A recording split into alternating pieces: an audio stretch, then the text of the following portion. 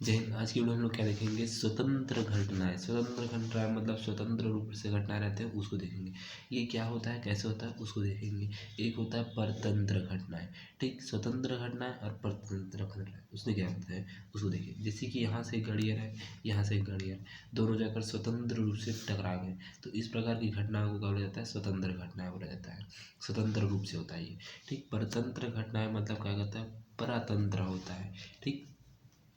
जैसे कि कोई समष्टि है, मतलब पूरे का योग, ठीक। यहाँ पर देखिए पूरे का योग, मान लीजिए पूरे का योग क्या है, ऐसा है, ठीक। इसे प्रतिदर्शी समष्टि बोला जाता है। प्रतिदर्शी क्या बोला जाता है, घटनाएं बोला जाता है। एक छोटा सा है ए है, ये दोनों के बीच टकराव या घटना को क्या बोला जाता है, परतंत्र बोला जाता है।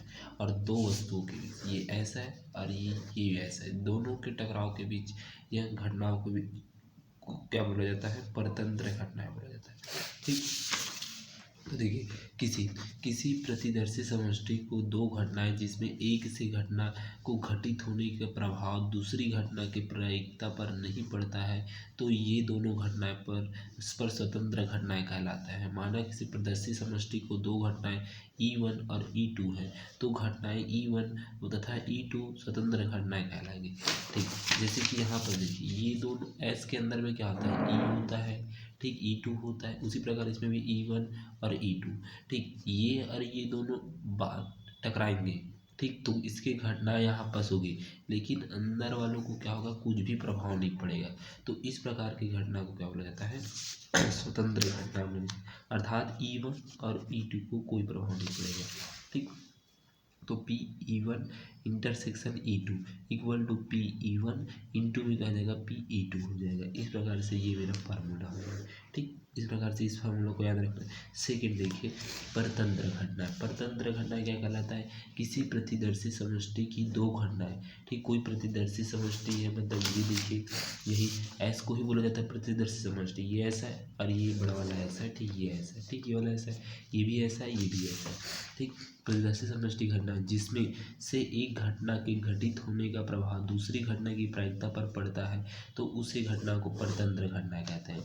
जैसे कि ये और ये दोनों टकराने के बाद इसके अंदर वाले भाग, इसके अंदर वाले भाग को, इसके अंदर के भाग को कोई प्रभाव नहीं पड़ता, लेकिन इस वाले अंदर के भाग को प्रभाव पड़ता है, इस ए पर प्रभाव पड़ता है। तो इस प्रकार की घटना को क्या बोला जाता है, परतंत्र घटना है। और यदि दोनों टकरा रहे हैं, इसके अंदर के भाग को कोई प्रभाव नहीं पड़ता, तो उसे बोला जाता है स्वतंत्र घटना। और इसके इस वाले में, परतंत्र वाले में क्या होता है, किसी एक वाले में क्या हो जाएगा, अंदर वाले भाग को क्या होता है, घटना या क्षति पहुंचती है, तो इस प्रकार की घटना को परतंत्र घटना कहते हैं, ठीक। ठीक, परतंत्र घटना कहता है, माना किसी प्रतिदर्शी समष्टि ऐसे की दो घटनाएं E1 तथा E2 है, तो दोनों घटनाएं E1 व E2 परतंत्र घटनाएं कहलाते हैं। यदि P1 intersection E2 not equal to, ठीक, क्या होता है, P1 इंटू में क्या होता है, P2 होता है। सेम इसी के जैसे लिखता है, लेकिन यहाँ पर नॉट इक्वल टू लग जाता है, ठीक। तो इस प्रकार से घटना को क्या बोला जाता है, परतंत्र घटना बोला जाता है, ठीक। इसी में एक हम लोग एग्जाम्पल लेते हैं, एग्जाम्पल नंबर 10। ये दो की 2018 में पूछा गया, देखिए 2018 में ये पूछा गया। देखिए, किसी निशाने को 5 में से 4 बार लगा सकता है, ठीक। केवल रहता है ए हमारे पास कोई निशाना है, इस प्रकार से कोई निशाना है, इसमें से 5 बार में से 4 बार ये इस निशाना को लगाता है। कितने बार, 1 2 3 4 बार इस निशाने पर लगता है, 5वां नहीं लगता है, ठीक। लगा सकता है। बी 4 में से 3 बार लगा सकता है। उसी प्रकार बी है, बी वाला निशाना है, इसमें से 4 में से ये 3 बार इसको निशाना लगा सकता है, 1 2 3 बार, ठीक। 3 बार लगा सकता है। और सी 3 में से 2 बार लगा सकता है। वे एक साथ निशान लगाते हैं। बताइए कम से कम 2 व्यक्तियों द्वारा निशाना लगाए जाने की प्रायिकता क्या होगी, ठीक। और सी 3 में से 2 बार लगाता है निशाना, ठीक। तो ये फर्स्ट व्यक्ति हो गया, सेकेंड व्यक्ति हो गया, थर्ड व्यक्ति हो गया। तो इन तीनों में प्रायिकता निकालना है, कोई किसी भी 2 का, 1 या 2 का, या तो 2 या 1 का, या 3 या 1 का, हमें किसी का भी निकालना है, ठीक। दो व्यक्तियों के द्वारा निशाना लगाने जाने की प्रायिकता हमें याद करना है। ए बी सी में से दो व्यक्ति का। तो देखिए सबसे पहले सवाल करेंगे, यहाँ ए द्वारा 5 में से 4 बार निशाना लगाए जाने की प्रायिकता, अर्थात P N is equal to 4/5। 5 बार। देखिए पहले इसमें निशाना कितने बार लगेगा, 5 में से 4 बार इसमें लगा है, 5 बार नहीं लगा है, मतलब कुल कितना है मेरे पास, ठीक कुल कितना है मेरे पास 5 और 4 बार लगा है, मतलब उसकी प्रायिकता है। अर्थात प्रायिकता P N is equal to क्या आता है, नंबर ऑफ प्रायिकता बटे में क्या आता है, कुल रहता है। ठीक, तो नंबर हमारे पास 4 है, बटे में क्या है, कुल 5 है। तो इस प्रकार से हमारे पास पी एन का मान ये आ जाएगा। ठीक, तो ए के लिए पी एन का मान क्या हो जाएगा, पी ए का मान क्या आ जाएगा, 4/5। इसी प्रकार बी के लिए निकालते हैं, तो बी द्वारा 4 में से 3 बार निशाना लगाए जाने की प्रायिकता, P B is equal to 3/4 हो जाएगा। 4 में से 3 बार लगा उसका निशाना। ठीक, उसी प्रकार सी द्वारा 3 में से 2 बार लगाए जाने की, निशाना लगाए जाने की प्रायिकता किया है, P C is equal to 2/3 हो जाएगा। 3 बार में 2 बार लगा है। ठीक, इस प्रकार से हो जाएगा। अब तीनों व्यक्तियों में से कम 2 व्यक्तियों के द्वारा निशाना लगाए जाने की प्रायिकता, 3 व्यक्ति है, 3 में से 2 व्यक्ति के लिए निशाना लगाया जाने की प्रायिकता। ठीक, निशाना लगाए जाने की प्रायिकता देखिए सबसे फर्स्ट में क्या लगेगा, तीनों व्यक्तियों के द्वारा लगाया सकता है, तीनों व्यक्तियों के द्वारा लगाया सकता है।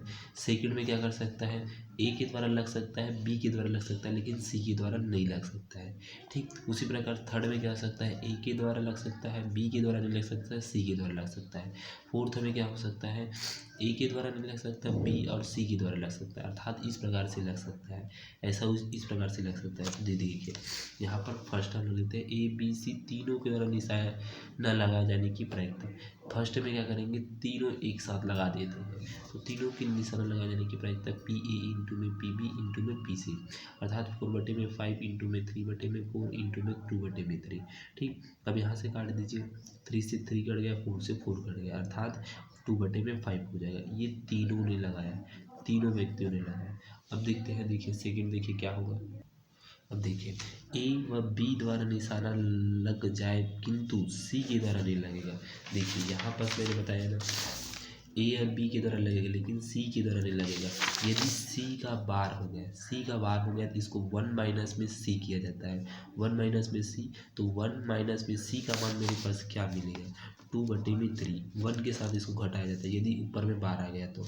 देखिए पी ए इंटू में पी बी इंटू में पी सी का बार है तो इसको 1 से घटाएंगे। ठीक, तो 4/5 इंटू में 3/4 इंटू में 1 माइनस में 2/3 हो गया। ठीक, ये घटेगा 1 से, कितना बचेगा 1/3, 4 से 4 कटा, 3/5 और 1/3, 3 से 3 कट गया, क्या बचेगा 1/5। ये इस प्रकार से क्या है, दूसरा है। ठीक, दूसरा है ये। ठीक, तीसरा देखिए ए और सी द्वारा निशाना लगाए जाने की प्रायिकता, लेकिन बी के द्वारा नहीं लगाता है, अर्थात बी का बार हो जाएगा, बी के द्वारा नहीं लग रहा है लेकिन ए और सी के द्वारा लग रहा है, अर्थात पी ए इंटू में पी बी का बार इंटू में पी सी हो जाएगा। ठीक, तो 4/5 इंटू में 1 माइनस में 3/4 इंटू में 2/3 हो गया। ठीक, 1 से घटेगा तो 1/4, 4 से 4 कटा। ठीक, तो यहाँ पर देखिए 12/15 हो गया, ये इसके साथ गुणा हो जाएगा, ऊपर से ऊपर वाला हो जाएगा, 12/15 हो गया।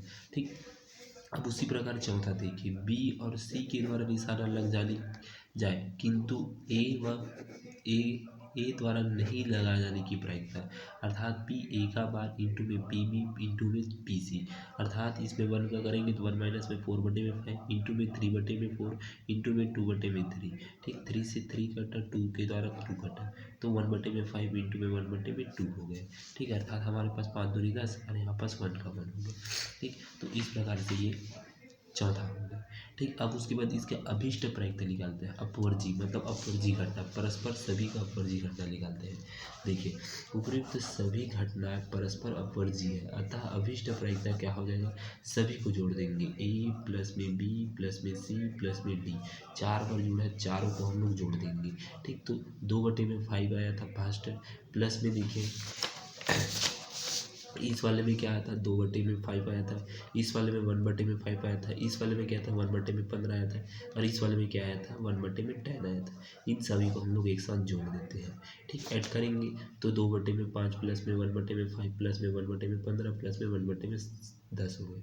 इन सभी का लघुत्तम एलसीएम निकालेंगे 150 आ जाएगा। तो 60 प्लस में 30 प्लस में 10 प्लस में 15 हो जाएगा। ठीक, तो इक्वल टू में देखिए 115 बटे में 150 हो जाएगा। कटेगा ये 23 बार में, ये कटेगा और ये 25 बार में कटेगा। ठीक, तो इस प्रकार से ये मेरा आंसर हो जाएगा। अभीष्ट आंसर ये मेरा हो जाएगा। ठीक, प्रायिकता। ठीक, दो लोगों की प्रायिकता ये हो जाएगा 23/25। ठीक, तो इस प्रकार से आपको यहाँ तक बनाना है। आगे की वीडियो में हम लोग 23वां क्वेश्चन देखेंगे। ठीक।